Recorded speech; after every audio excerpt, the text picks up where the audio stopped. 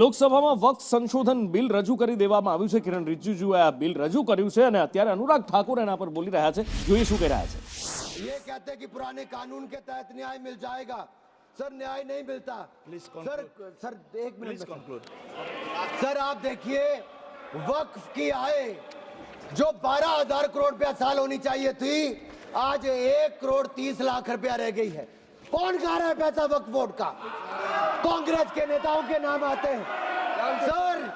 Sir यही नहीं, पश्चिम बंगाल में 1100 करोड़ रुपए का, तमिलनाडु में 2000 करोड़ रुपए का, महाराष्ट्र में हजारों करोड़ रुपए के घोटाले हुए। इन सब की सरकारों में कहे गए। मैं सारे सबूत लाया हूं, सारी रिपोर्ट्स लाया हूं। आपका अनुरोध करता हूं सर कि सारे के सारे ऑथेंटिकेट करके मुझे रखने का मौका दिया जाए। ये विपक्षी दल क्योंकि ये भ्रष्टाचार में जुड़े हुए हैं, हम वक्फ बोर्ड के भ्रष्टाचार को खत्म करना चाहते हैं। धन्यवाद सर ये बस ये तेरे आखिरी लाइन है। सर ये नेशनल हेराल्ड में छपा है कि महाराष्ट्र में हजारों करोड़ रुपए का घोटाला, महाराष्ट्र में छपा नेशनल हेराल्ड में, और नेशनल हेराल्ड के घोटाले के रूप में कांग्रेस के एक नेता बेल पर हैं जो अपनी सेवाएं यहां पर दे रहे हैं।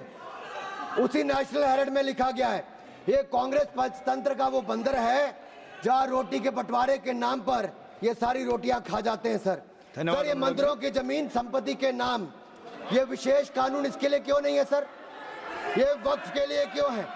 सर इनका विचार साफ नजर आता है। सर ये मंदिरों का सोना पिघलाकर ये तब तो ले जाते हैं, लेकिन भ्रष्टाचार के नाम पर जमीन पर कब्जा करने के लिए वक्फ बोर्ड बना देते हैं। सर हमारी सरकार वक्फ को पारदर्शी और जवाबदेह करना चाहती है।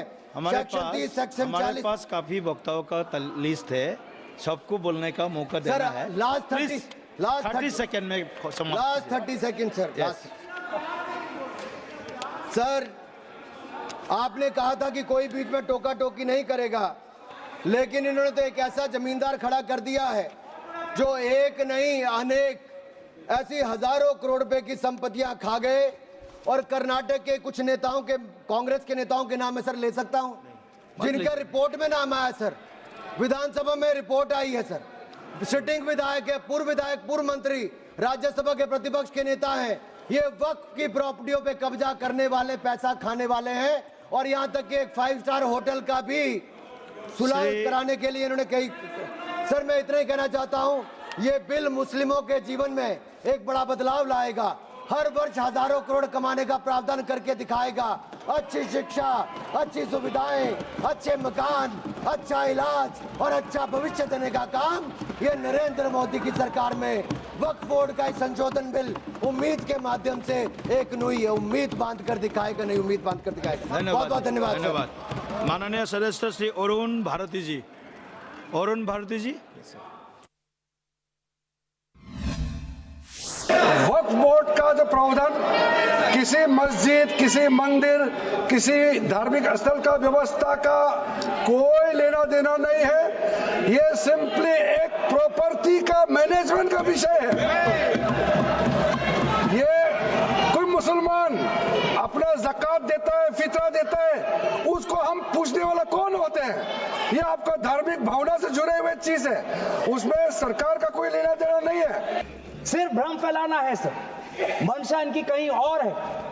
मंशा सर मैं भी एक टिप्पणी देना चाहूंगा कि आज ये एक विशेष समाज के जमीन पर इनकी नजर है, कल समाज के दूसरे अल्पसंख्यकों के जमीन पर इनकी नजर जाएगी। आज ये बिल सिर्फ एक विशेष समुदाय के जमीन पर इनकी नजर है। कांग्रेस कहां थी, कहां चली आई अखिलेश जी, देखिए आप। और सर एक बात और मैं आज बताना जरूरी है सदन के स्मृति के लिए, राजीव गांधी को 400 सीट मिली, शाहबानों में वो इन लोगों के सामने झुके, उसके बाद आज तक कांग्रेस को बहुमत नहीं मिला। याद करिए आप, देश की हवा कहां बह रही है, समझिए अखिलेश बाबू। तो ये वक्फ बिल जो लाया जा रहा है वो अपनी वोट बैंक को संभालने के लिए और समाज को बांट करके, ध्रुवीकरण करके राजनीतिक लाभ लेने के लिए लाया जा रहा है। और अगर इसके लिए नहीं लाया होता तो पहले से जो जितने फैसले लिए सरकार ने क्या उससे देश और प्रदेश में कोई बड़ा बदलाव आ गया है?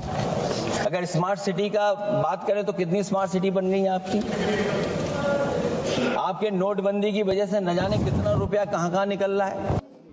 વધુ માહિતી સાથે દિલ્હીથી લાઈવ જોડાયા છે અજય યાદવ. અજય, જબરજસ્ત શાબ્દિક પ્રહાર વક્ફ બિલ ઉપર થઈ રહ્યા છે, સંશોધન બિલ વક્ફનું, અને એના ઉપર સત્તા પક્ષ વિપક્ષ બંને આર પાર જઈ રહ્યા છે. પણ સવાલ એ છે કે જ્યારે વોટિંગનો સમય આવે ત્યારે શું ચિત્ર દેખાઈ રહ્યું છે? संपत्तियां हैं, वहां पर संपत्ति से आय एक साल में 42 करोड़ से ज्यादा होती है। और 3 तलाक के बाद ये चौथा ऐसा बिल है जिसपे इस तरह से संसद में हंगामा मचा हुआ है। हालांकि आज जब बहस की शुरुआत हो चुकी है तो सत्ता पक्ष और विपक्ष दोनों अपनी अपनी बात रख रहे हैं, और इसके पहले जब बिल प्रोड्यूस हुआ था उससे पहले जो आर्गूमेंट था वही आर्गूमेंट यहाँ पे दिए जा रहे हैं। हालांकि सरकार की तरफ से कहा जा रहा है कि ये बिल जो है कहीं न कहीं मुसलमानों के हित में है, आम गरीबों को इससे फायदा होगा और जो दलाली है वो रुकेगी और कानून के दायरे में पूरा ये बिल आएगा। लेकिन वोटिंग की जहाँ तक बात है, निश्चित तौर पे सत्ता पक्ष को ये आभास पूरा हो चुका है, क्योंकि टीडीपी से लेकर के जेडीयू से लेकर के जितनी भी पार्टियां हैं पहले थोड़ा विरोध कर रही थी, वो अब सरकार के पक्ष में है। 8 घंटे की बहस रखी गई और माना जा रहा है कि इस बहस को बढ़ाया जा सकता है, लेकिन परिणाम यही होगा कि सरकार कहीं न कहीं इस बिल को पारित कराने में कामयाब होगी और फिर उसके बाद सरकार की कोशिश होगी कि इसे राज्यसभा में भी लाया जाए, क्योंकि फिलहाल ये बहस चल रही है। जी, વકફનું સુધારા બિલ કેન્દ્રના ઉપલા ગૃહમાં આજે રજૂ કરવામાં આવ્યું છે અને આજ મુદ્દે ગુજરાત વકફ ટ્રિબ્યુનલના પૂર્વ સભ્ય અનવર હુસૈન શેખ સાથે વાત કરીશું. સર, આ બિલ આજે રજૂ થયું, બિલ રજૂ થવાથી કયા એવા મહત્ત્વના કાયદાઓ અથવા તો નોર્મ્સ છે જેમાં વધારો થશે અથવા તો સુધારો થશે? સૌથી મોટી વાત જે છે આજના બિલમાં એ પારદર્શિતાની વાત છે, એકાઉન્ટેબિલિટીની વાત છે. જે ટ્રસ્ટો કરોડો રૂપિયાની અબજો રૂપિયાની સંપત્તિ ધરાવે છે એ છતાં પણ કોઈપણ જાતના એકાઉન્ટેબલ નથી, દેશના કાયદાને એકાઉન્ટેબલ નથી, વકફના કાયદાને એકાઉન્ટેબલ નથી, કોઈપણ જાતનું ઓડિટ નથી કરાવતા. જે મિલકતો એમણે પચાવી પાડી છે, જે કબજો કરીને રાખી છે, જે ખોટી રીતે ભાડે આપીને રાખી છે, જે ખોટી રીતે વેચાણ કરી છે, વકફની અંદર વન્સ વકફ ઇઝ ઓલવેઝ વકફનો જે કાયદો જે છે કે એકવાર વકફ થયેલી મિલકત જે છે એ વેચી ન શકાય, પરંતુ આ લોકોએ વેચી ખાધી છે. જે લોકો અત્યારે વિરોધ કરી રહ્યા છે એ વિરોધ એટલા માટે કરી રહ્યા છે કે જે લોકો ભૂતકાળની અંદર એમને કૌભાંડો આચર્યા છે, આજે પણ જે લોકોના સ્થાપિત હિતો જે છે, જે મુસ્લિમ સમાજને સાચો ફાયદો અપાવવા જ નથી માંગતા, એવા લોકો એનો વિરોધ કરી રહ્યા છે. એ લોકોએ પોતાના આર્થિક હિતો માટે પોતાના જ આર્થિક સ્વાર્થો એમણે સર કર્યા છે, સિદ્ધ કર્યા છે. બીજી કોઈ પણ જે વેલફેરના જે કામો છે, મુસ્લિમ સમાજના વેલફેરના કામો છે, એવા કોઈ પણ કામો નથી કર્યા. યુવાનોને ગેરમાર્ગે દોરવાની વાત છે. ભવિષ્યની અંદર તેમના માટે કોઈ પણ જાતનો રસ્તો ન બચે, તેમને સરકાર સાથે ભીડાવી દેવાના અને સરકારની તમામ જે યોજનાઓ જે છે એને વિરુદ્ધમાં ઊભા કરી દેવાના, એના માટેનો એક વ્યવસ્થિત ષડયંત્ર ચાલી રહ્યું છે. ડિમાન્ડ છે કે તમામ લોકોને સામે એકાઉન્ટેબિલિટી અને એમની સામે તપાસ હાથ ધરવામાં આવે.